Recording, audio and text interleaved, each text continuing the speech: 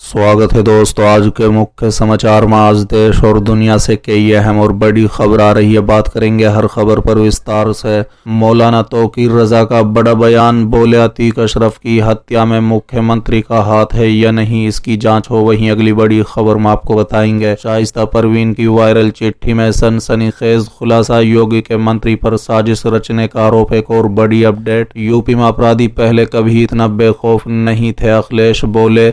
BJP सरकार ने जनता का भरोसा खो दिया। इसी के साथ अगली बड़ी खबर में आपको बताएंगे, अगर मेरा मर्डर किया तो सील बंद लिफाफा खोलेगा, अतीक अहमद की हत्या का राज। एक और बड़ी अपडेट, बीजेपी में शामिल होने की अटकलों पर अजीत पवार की दो टूक, बोले एनसीपी का हूं, यहीं रहूंगा। तो चलिए देख लेते आज की पहली बड़ी खबर। मौलाना तौकीर रजा का बड़ा बयान, बोले अतीक अशरफ की हत्या में मुख्यमंत्री का हाथ है या नहीं, इसकी जांच हो। दरअसल दोस्तों, इत्तेहाद मिल्लत काउंसिल के प्रमुख मौलाना तौकीर रजा ने प्रयागराज में हुई अतीक अहमद और अशरफ की हत्या पर मुख्यमंत्री की भूमिका पर भी सवाल उठाए हैं। बता दें कि मौलाना ने कहा है कि इस बात की जांच होनी चाहिए कि इस हत्याकांड में मुख्यमंत्री का हाथ है या नहीं।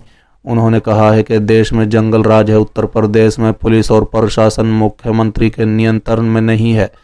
चेतावनी लहजे में उन्होंने कहा है कि यदि पुलिस प्रशासन मुख्यमंत्री के नियंत्रण में होते तो बुधवार को मैं कानून व्यवस्था को लेकर धरना दूंगा, रोक कर दिखाएं। बता दें, मौलाना तौकीर रजा ने सोमवार को प्रेस वार्ता कर कहा है कि विकास दुबे से लेकर आज तक जितने इनकाउंटर हुए हैं उन सभी का दोषी कोई है तो एक ही आदमी है। उस आदमी को 120B का मुलजिम जरूर बनाया जाना चाहिए, जो कहता है मिट्टी में मिला देंगे और मिला देता है। मुख्यमंत्री योगी आदित्यनाथ की ओर इशारा करते हुए उन्होंने कहा है कि उन्होंने खुले पटल पर सदन में ये बात कही कि मिट्टी में मिला दिया जाएगा और मिला दिए गए। मुख्यमंत्री जवाब दे, बल्कि उन्हें इस्तीफा दे देना चाहिए, वो पूरी तरह से फेल हो चुके हैं। अतीक अशरफ हत्याकांड पर उन्होंने कहा है कि पुलिस ने एक भी गोली नहीं चलाई, जबकि उन्हें गोली चलानी चाहिए थी।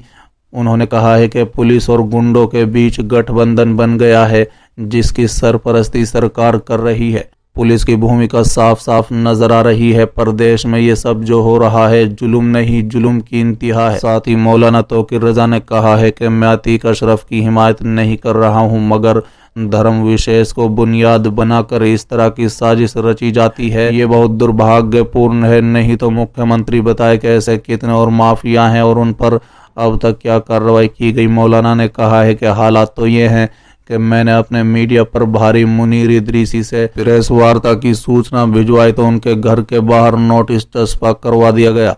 चलिए अगली खबर, शाइस्ता परवीन की वायरल चिट्ठी में सनसनीखेज खुलासा, योगी के मंत्री पर साजिश रचने का आरोप। दरअसल दोस्तों, अतीक अहमद की पत्नी शाइस्ता परवीन के नाम से एक चिट्ठी सोशल मीडिया में वायरल हो रही है। चिट्ठी में सनसनीखेज खुलासा किया गया आरोप है कि प्रदेश सरकार के काबीना मंत्री की ओर से की गई साजिश के तहत उमेश पाल की हत्या कराई गई।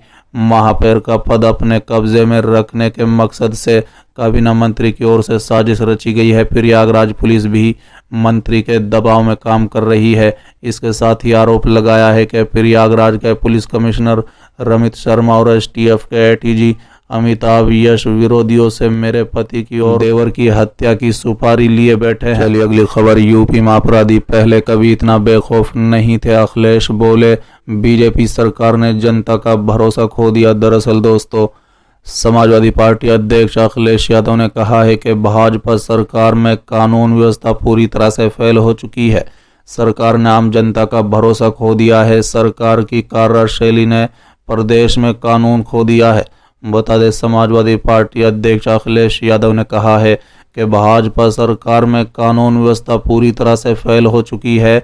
सरकार ने आम जनता का भरोसा खो दिया है। सरकार की कार्यशैली ने प्रदेश में कानून व्यवस्था को बर्बाद कर दिया है। बता दें कि सपा अध्यक्ष अखिलेश यादव ने शनिवार को कहा कि उत्तर प्रदेश में अपराधी पहले कभी इतना बेखौफ नहीं थे। भाजपा राज में दिन दहाड़े सड़क पर हत्याएं हो रही हैं।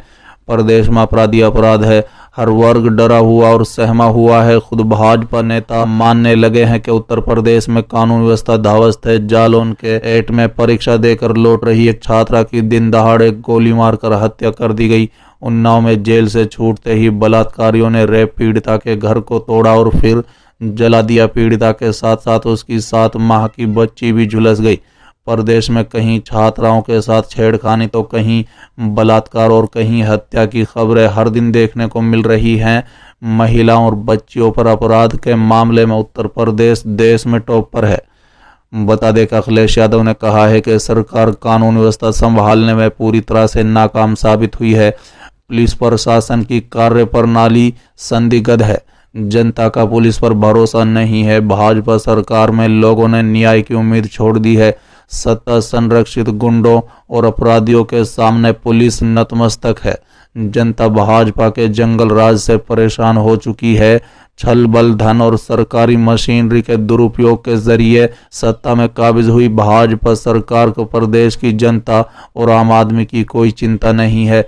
उन्होंने कहा है कि संविधान और लोकतंत्र को बचाने के लिए उत्तर प्रदेश की जनता को एकजुट होकर भाजपा को हराना होगा, तभी उत्तर प्रदेश में दोबारा से लोकतंत्र, संविधान, न्याय और कानून व्यवस्था की पुनर्स्थापना हो सकती है। चलिए अगली खबर। अगर मेरा मर्डर किया तो सीलबंद लिफाफा खोलेगा अतीक अहमद की हत्या का राज। दरअसल दोस्तों, उत्तर प्रदेश पुलिस की हिरासत में मारे गए अतीक अहमद द्वारा लिखा गया एक पत्र मुख्य न्यायाधीश DY चंद्रचूड़ और यूपी के मुख्यमंत्री योगी आदित्यनाथ के पास जा रहा है। उनके वकील ने मंगलवार सुबह को कहा है कि वकील विजय मिश्रा ने कहा, सीलबंद लिफाफे में वो पत्र ना तो मेरे पास है और ना ही मैंने भेजा है। इसे कहीं और रखा गया है और किसी अन्य व्यक्ति द्वारा भेजा जा रहा है। मुझे पत्र की सामग्री की जानकारी नहीं है। अतीक अहमद ने कहा है कि अगर कोई दुर्घटना होती है या उसकी हत्या हुई तो सीलबंद लिफाफे में पत्र भारत के मुख्य न्यायाधीश और उत्तर प्रदेश के मुख्यमंत्री को भेजा जाना चाहिए, जैसा कि विजय मिश्रा ने एक समाचार एजेंसी को बताया। चलिए अगली खबर। बीजेपी में शामिल होने की अटकलों पर अजित पवार की दो टूक। बोले, एनसीपी का हूं, यहीं रहूंगा। दरअसल दोस्तों, महाराष्ट्र के पूर्व डिप्टी सीएम एनसीपी के नेता अजित पवार ने बीजेपी में शामिल होने की अटकलों पर खंडन किया है। उन्होंने कहा है कि वो एनसीपी के हैं, यहीं रहेंगे। एनसीपी पार्टी जो भी तय करेगी मैं वही करूंगा, वहीं रहूंगा। महाराष्ट्र की राजनीति में अचानक से आए भूचाल के मुख्य वजह शिंदे फडणवीस सरकार के मंत्री सुधीर मुनगंटीवार की ओर से अजित पवार को एनडीए में शामिल होने का प्रस्ताव देना है। दोस्तों, दरअसल पिछले दिनों पीएम मोदी की डिग्री को लेकर विपक्षी दलों ने विरोध प्रदर्शन किया था, लेकिन अजित पवार ने पीएम की प्रशंसा करते हुए डिग्री विवाद को निराधार बताया था। अजित पवार ने कहा था कि प्रधानमंत्री के लिए डिग्री कोई विवाद नहीं है। प्रधानमंत्री मोदी मेहनती और जवान है। प्रधानमंत्री पद के लिए विपक्षी दलों के नेता के इस तरह की बातें करना ठीक नहीं है। पवार ने ईवीएम मुद्दे पर भी विपक्षी दलों को साथ नहीं दिया था। अजित पवार ने ईवीएम की सही ठहराया था। बता दें कि अजित पवार के पास 30 से 34 विधायकों का साथ है।